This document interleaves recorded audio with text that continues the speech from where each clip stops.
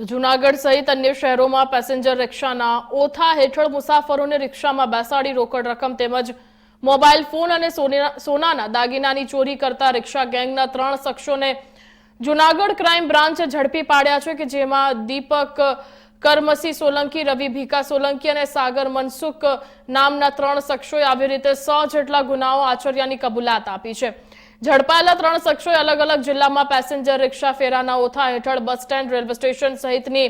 ભીડભાડવાળી જગ્યા પરથી મુસાફરોને રિક્ષામાં બેસાડી મુસાફરોના ખિસ્સા અને બેગમાં રહેલ સોના દાગીના તેમજ રોકડ રકમ અને મોબાઈલ ફોનની પૂર્વક ચોરી કરી ગુનાઓ આચરતા હતા। જૂનાગઢ ક્રાઇમ બ્રાન્ચે બાતમીના આધારે મજેવડી દરવાજા ગરનાળા પાસેથી ઝડપી લઈ કુલ 4 ગુનામાં ચોરેલ રોકડ રકમ, મોબાઈલ ફોન અને 2 ઓટો રિક્ષા સહિત કુલ 5.18 લાખ 500 નો મુદ્દામાલ કબજે કરીને કાર્યવાહી કરી છે। જૂનાગઢ જિલ્લા અને શહેરી વિસ્તારમાં મંદી ચોરી અને અન્ય જે ઘરફોડ ચોરીના બનાવો જે બનવા પામેલા તે અનુસંધાને છે એલસીબી પીઆઈ શ્રી જે પટેલ તથા તેમની ટીમ દ્વારા સતત સર્વેલન્સ રાખી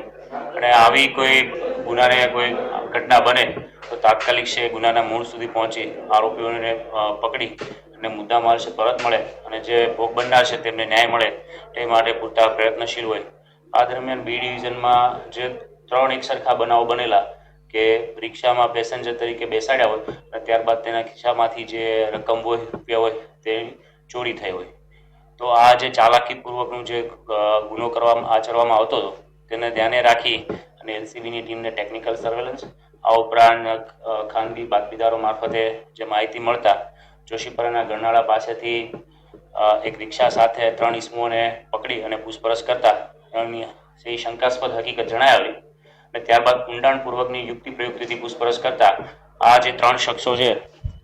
દીપક ઉર્ફે ઋત્વિક કરમશીભાઈ વનાભાઈ સોલંકી, રવિ બટુકભાઈ ભીખાભાઈ સોલંકી અને અન્ય જે છે સાગર ઉર્ફે બાડો મનસુખભાઈ અપસાણિયા, આ તમામ લોકો છે એ હાલ રાજકોટ રહેતા હોય। મૂળ છે આ પૈકી રવિ સોલંકી છે એ જૂનાગઢ ધરાનગરનો વતની હોય અને આ વિસ્તારથી માહિતગાર હોય। આ જે ટોળકી છે તેમની કોમન એમો છે આ ભીડભાડવાળા જે સ્થળો છે, બસ સ્ટેશન, રેલવે સ્ટેશન કે અન્ય કોઈ મેળાના સ્થળો,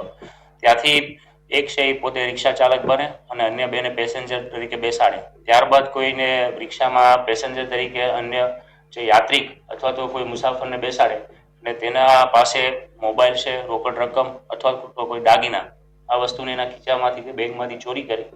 આવી રીતે છે આખી ઘટનાને છે અંજામ આપતા હતા। પરંતુ એલસીબીની ટીમની સતત મહેનતના આધારે આ જે 3 આરોપીઓ છે તે હાલ છે એરેસ્ટ કરવામાં આવેલા છે અને બી ડિવિઝન પોલીસ સ્ટેશનમાં આ પ્રકારના 3 ગુનાઓ દાખલ થયેલા હોય। આ ઉપરાંત રાજકોટ ગ્રામ્યના ઉપલેટા પોલીસ સ્ટેશનમાં પણ ચોરીનો આ આરોપી વિરુદ્ધ ગુનો દાખલ થયેલો છે। તો આ બાબતે હાલ છે આગળની તપાસ શરૂ છે। સર, કેટલા ગુનાઓનો ભેદ ઉકેલાયો છે? જે એમની મૌખિક કબૂલાત છે એમાં હાલ તો પ્રાથમિક પૂછપરછ કરવામાં આવેલી છે, તેમાં પણ એમને ખૂબ અલગ અલગ જગ્યાએ ખૂબ મોટા પ્રમાણમાં ચોરીઓ કરેલી હોય, ખાસ કરીને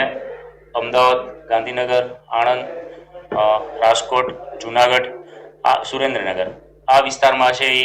રિક્ષા ચાલક તરીકે અને અન્ય 2 ડમી પેસેન્જર તરીકે બેસી અને આવી રીતે છે આ ગુનાહિત ટોળકી છે એ ગુનો આચરતી હતી અને ખૂબ 100 કરતાં પણ વધુ આવી રીતે છે એમને ગુના આચરા હોવાની છે એ કબૂલાત હાલ આપી રહ્યા છે અને આ બાબતે છે એ આ તમામ જિલ્લાઓમાં છે એ હાલ મેલ પણ કરવામાં આવી રહેલા છે કે આવા કોઈ ગુના દાખલ થયેલા હોય તો આ પ્રકારના આરોપીને ધરપકડ કરવામાં આવેલી છે, જેથી કરીને તેમને પણ વધુમાં વધુ સજા કરી શકાય અને આ બાબતે તકેદારી